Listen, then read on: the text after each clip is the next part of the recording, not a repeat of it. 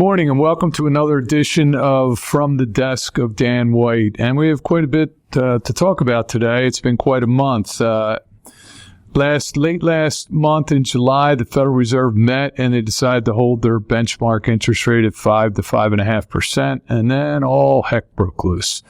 We got a jobs report 2 days after the Fed meeting, and the unemployment numbers were not good. So fear really did hit the marketplace. And you've probably heard me talk about the market. You know, it's like a sandcastle, and what's going to tip it over that one more grain of sand? We might be there. So last week, the markets were very volatile. Panic was seen all over the place. The volatility index, which some consider the market's fear gauge, spiked from below 20 from most of the week before to 60 last Monday. That's the highest level outside the COVID-19 panic in March of 2020 and the onset of the great financial crisis in 2008. So the major indexes were down by 3% across the board. By the time the market closed on Monday, the VIX was around 38. It was off its peak, but still the highest level in years. The NASDAQ and the S&P were down 2.9%. The Russell 2000 was down 3.2%, and the Dow was off 2.6%. And this was the first everything is down day that we've seen since the early days of the bear market of 2022, if you want to use volatility as a marker. So, and additionally, it was funny, the trading platforms of some of the major brokerage houses like Charles Schwab and Fidelity and Vanguard also appeared to be down part of last Monday due to the surge in user activity. So it didn't take much to trigger the sell-off. Weekly jobless claims increased almost 250,000. That's an 11-month high. Non-farm payroll jobs data from Uncle Sam showed the unemployment rate rising to 4.3% in July, up from 4.1% in June. Fourth straight month of an increase, and it's up from 3.9% just in February and 3.5% in July of last year.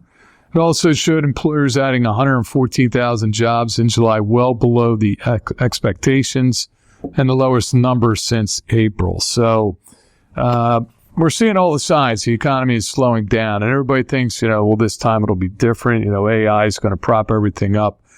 A weakening labor market means a weaker consumer and less consumer spending, which about 75% of U.S. economic activity is tied to. And that means a tougher time for businesses, which is why this rising unemployment rate has many investors concerned about a recession. And then we have the Sahm rule. This indicator is named for Claudius Sahm, an economist, one-time employee at the Fed. It's basically a measure of the change in the unemployment rate. It has a perfect record for signaling recessions over the last 50 years. And the rule basically says whenever the government's unemployment rate rises 0.5 percentage points off a cycle low, the difference between the current 3 months average and the past year's 3 months average low, we're in a recession.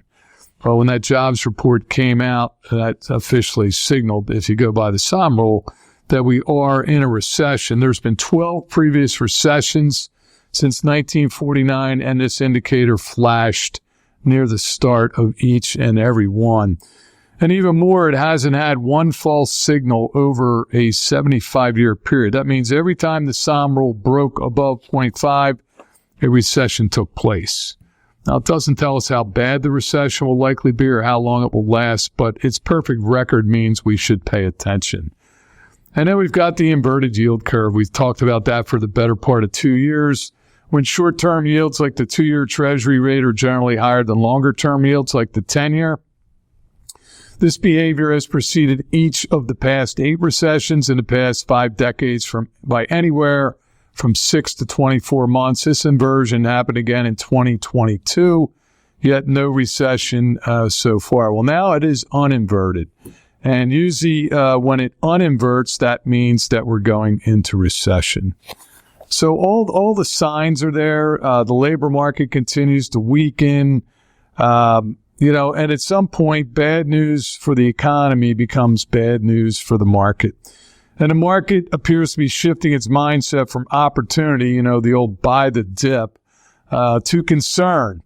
And then after we had this kind of mini crash, they were talking about, hey, instead of a 25 rate basis cut, maybe we ought to do 50 basis points. They talked about an emergency Fed meeting, which I think is just complete hogwash.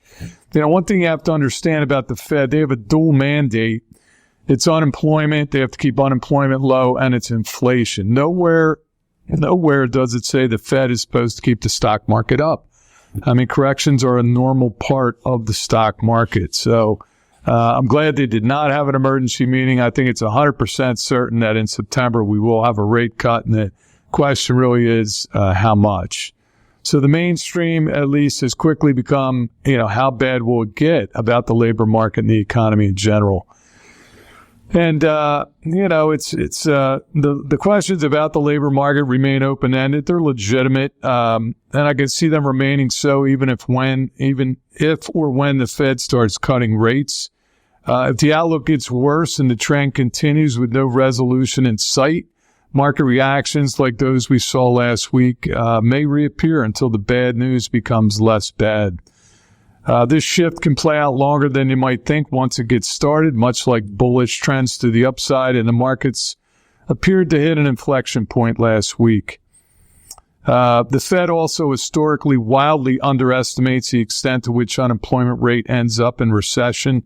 For example, in 2007, the Fed forecast less than 0.5 percentage point of a rise in unemployment. The rate ended up growing by more than 10 times that amount. The bank significantly miscalculated the rise in unemployment in 73, 81, and 1990. So if we're on the verge of a recession, or if one has already started, more downside may be ahead for the economy and the market before things get better. Stocks tend to bottom during or after recessions, not before. And most recessions begin only after the Fed starts cutting rates. So the way things are going with the Fed's favorite data, economists won't declare an official recession until later this year at the earliest, if at all. But that doesn't mean stocks couldn't start a leg lower from all-time highs before then. And as one of Warren Buffett's famous line goes, it's only when a tide goes out that you discover who has been swimming naked. So hopefully, what are we supposed to do here? Hopefully, some of the planning that we do for everybody, we have a safe bucket, our annuity bucket, and then we have a growth bucket for a lot of people in the market. And hopefully, you have a timeline in mind for your investments, 3 months, 3 years, 30 years, which make decisions a lot easier. For example, shorter-term investments are riskier than very long-term holdings of companies that will reward you through a potential recession, and again after it, if your timeline gives you the flexibility to wait out a downturn. But if you think the markets are going to keep you awake tonight, it might be time to take some profits off the table or trim some positions where you might have too much exposure. So, that's kind of the market update. I think things are finally starting to turn. And one final note, we just had Home Depot come out today, and it says, they expect same-store sales to fall between 3 and 4% this year. The consumer is tapped out. Just another sign that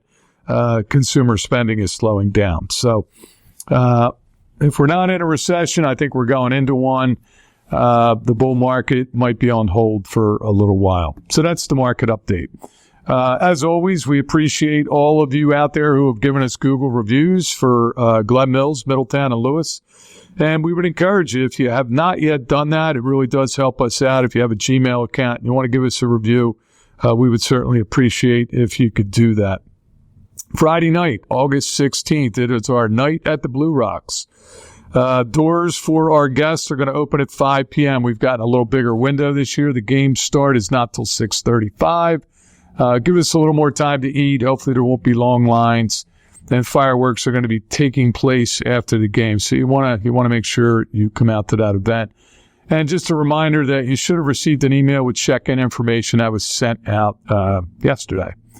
We also have our fall referral event coming up at the Valley Forge National Park Trolley Tour.